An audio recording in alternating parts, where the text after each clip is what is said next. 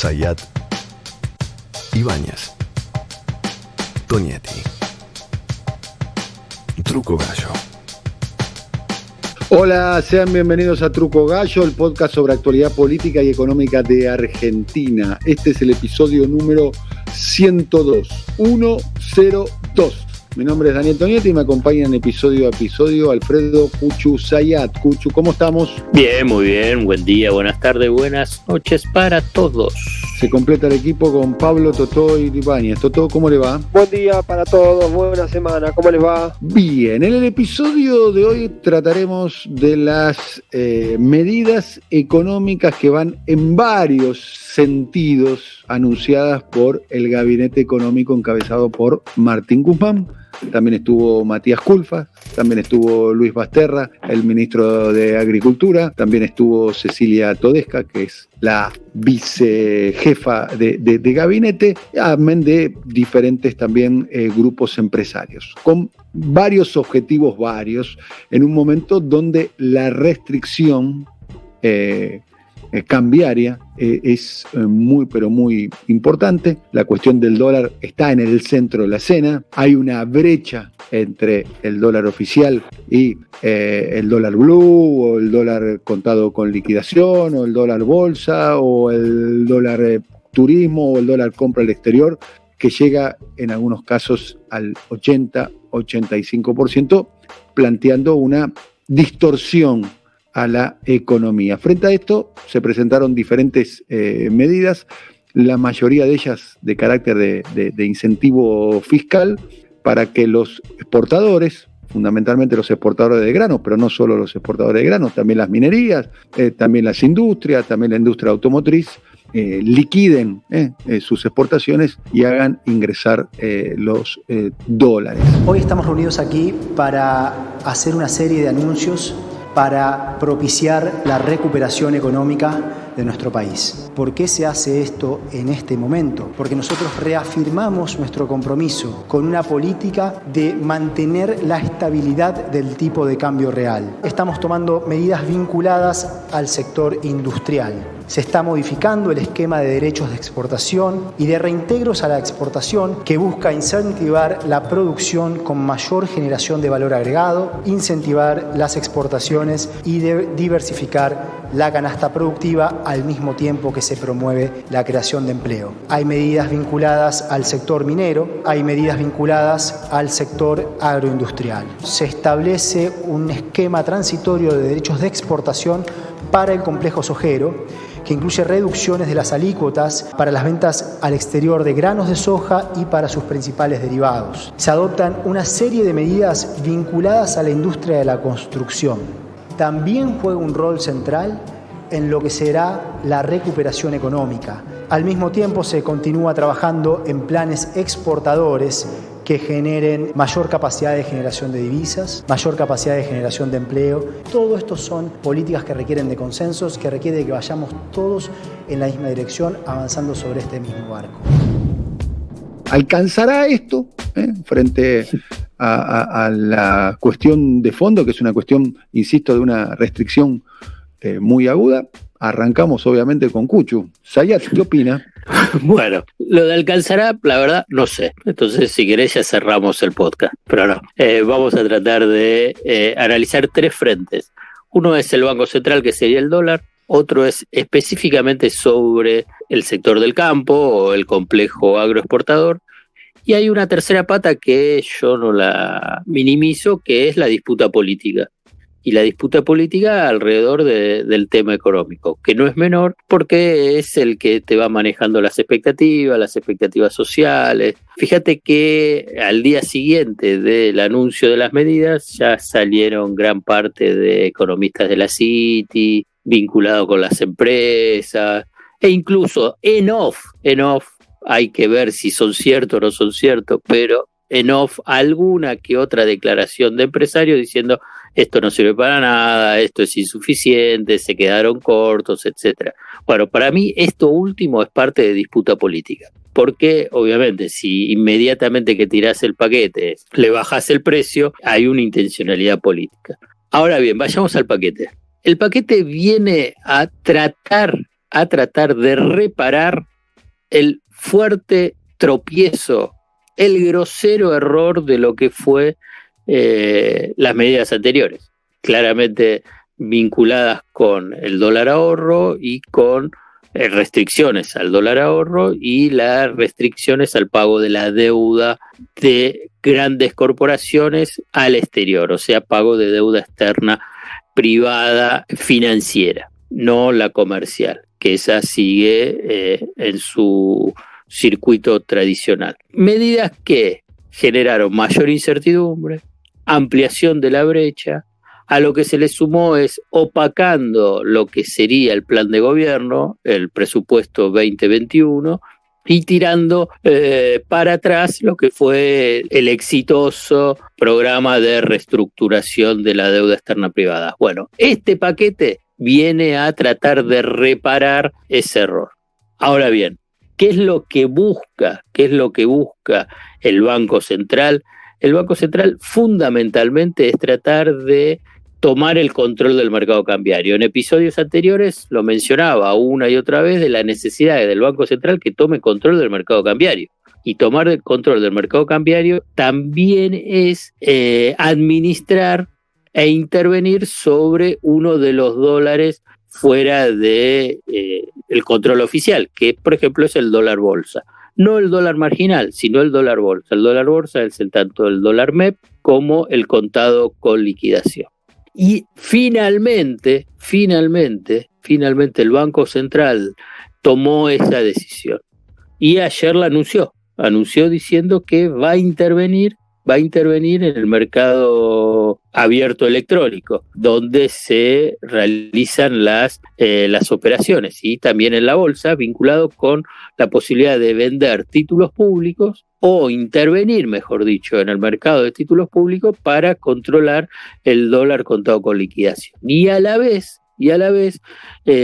cambiar la estrategia de la suba del dólar oficial.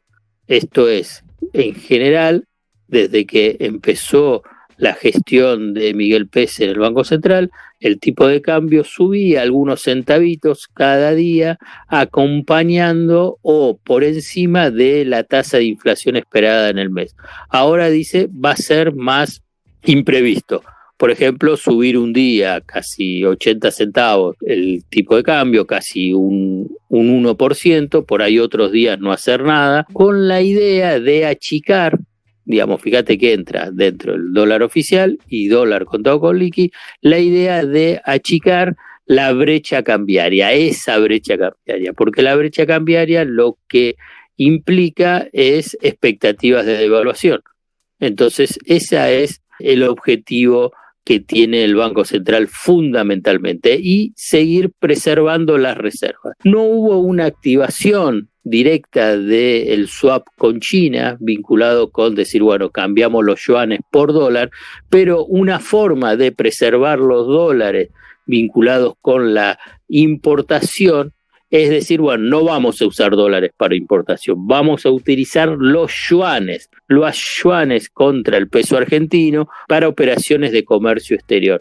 Es una forma indirecta de activar el swap para preservar las reservas en dólares. Te hago una pregunta con ese tema particular que en su momento generó como cierta curiosidad.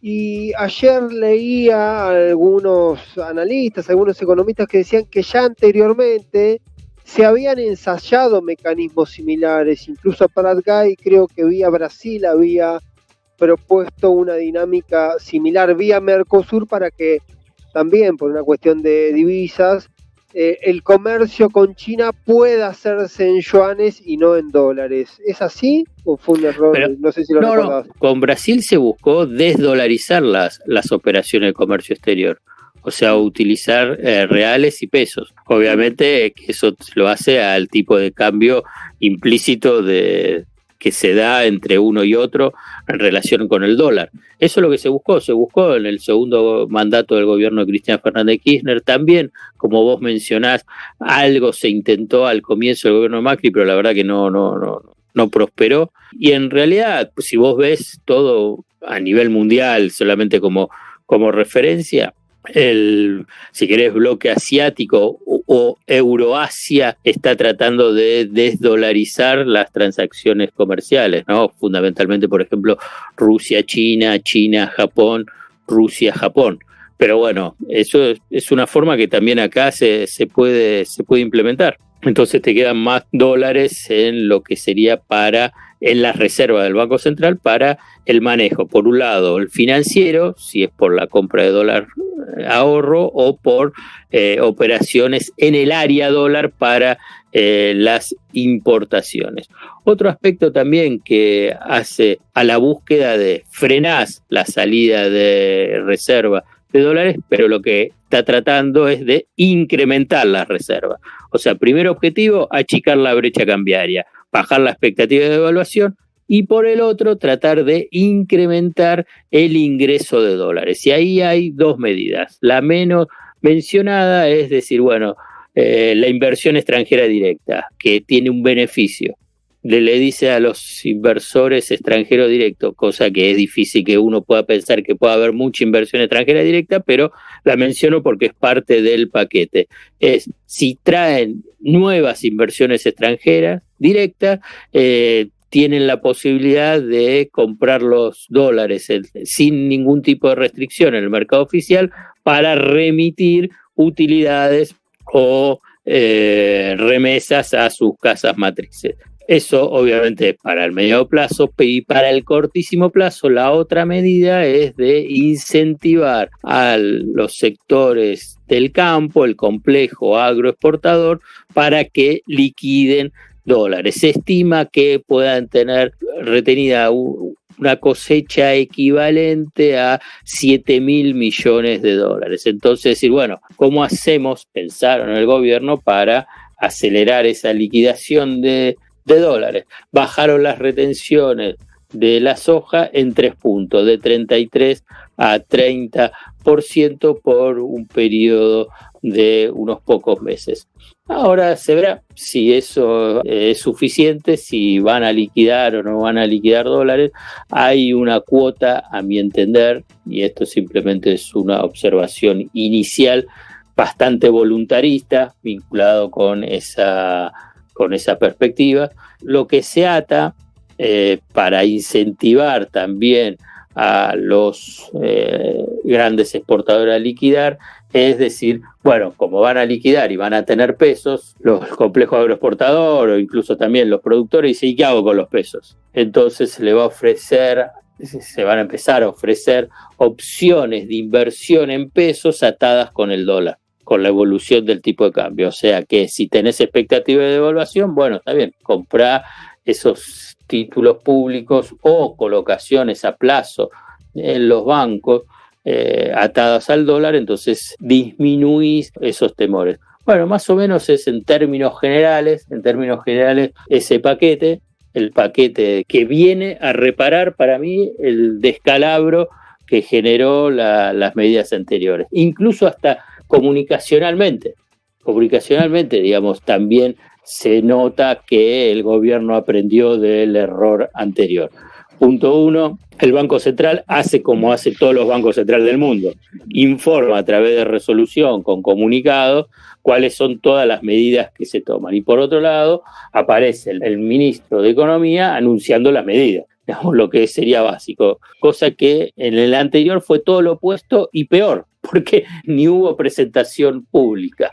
Entonces, me parece que en términos globales es eso lo que es este paquete, esta batería de medidas. Bien, desde el punto de vista político, ¿se puede agregar, Pablo? No, básicamente es reforzar esta idea que planteaba al principio Alfredo, luego de varias semanas de sacudones, de tensiones con el dólar, de algunos ruidos internos sobre la toma de decisiones, la intención ayer de coordinar por lo menos toda la etapa de anuncios, con los anuncios que hizo también el Banco Central. Siempre este protocolo de alguna manera que se repite, decir que la independencia del Banco Central, por lo tanto no puede haber medidas o anuncios compartidos entre las autoridades del central y las autoridades del gobierno, un formalismo, imagino, pero tiene que ver con esta decisión general, y ayer unificando, y un mensaje o una sutileza que hasta ahora no había ocurrido, por ahí Alfredo me corrige, pero era que este paquete de medidas primero se lo contaron a los dirigentes empresarios que fueron invitados ayer a Casa Rosada, y después, una vez que se los contaron, se lo anticiparon, por lo menos a grandes rasgos,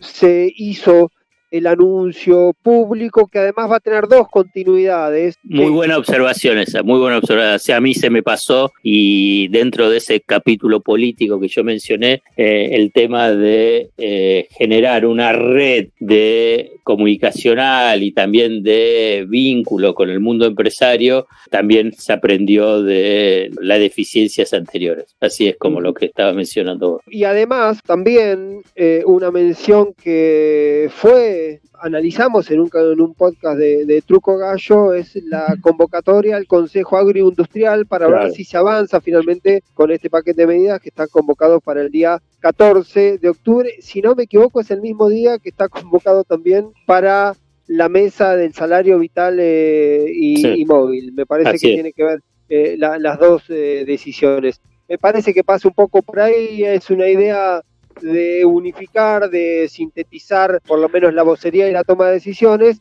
y un detalle que puede ser una sutileza, pero que aparecía por ahí dando vuelta. Esta semana, la semana que pasó, Alberto Fernández estuvo los 5 días en la Casa Rosada.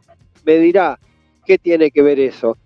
Tiene algo que ver con una cuestión que se venía planteando en sectores del gobierno, del oficialismo cercano, y era la idea de que Olivos termina de alguna manera apunando, termina aislando, se pierde un poco de sintonía, se pierde más velocidad de vínculo. La participación de Fernández naturalmente ha sido un poco más intensa, y el vínculo con el resto de los ministros, a los cuales durante los tiempos en que estuvo operando desde Olivos, a muchos prácticamente no veía, y estuvo atada a una serie de actividades que sistematizó, de varias visitas al interior del país, anuncios en fábricas. Me parece que tiene esa idea también de darle, de salir del modo pandemia y mostrar de alguna manera un gobierno que trata de ordenarse en medio de una crisis de mucha profundidad, trata de ordenarse, unificar el discurso, unificar cierto criterio y mostrar que está de alguna manera volviendo a recuperar vitalidad y un poco más de movimiento. Bueno, hemos terminado un nuevo episodio de Truco Gallo. Hasta la próxima, Alfredo Cuchu Sayat. Un abrazo para todos. Gracias al alcalde de Gonet, Pablo Totó Ibáñez. Hasta la próxima. Saludos, amigos y amigas. Chau, chau. Coordinación, Marcelo Figueroa. Producción comercial, Pablo López. Realización, Simón Villarrubia. Diseño gráfico, Andrés Roch y Lisandro Aira para brasilcomunicación.com. Más gigas, más crédito. Con Movistar Prepago siempre tenés algo más. Aprovechá la promo bienvenida con gigas de regalo y WhatsApp gratis, todo por 30 días. Pedí tu chip en tu kiosco más cercano y conocé los beneficios que tenemos para vos. Movistar. Válido en Argentina del 24 del 8 del 20 al 30 del 9 del 20.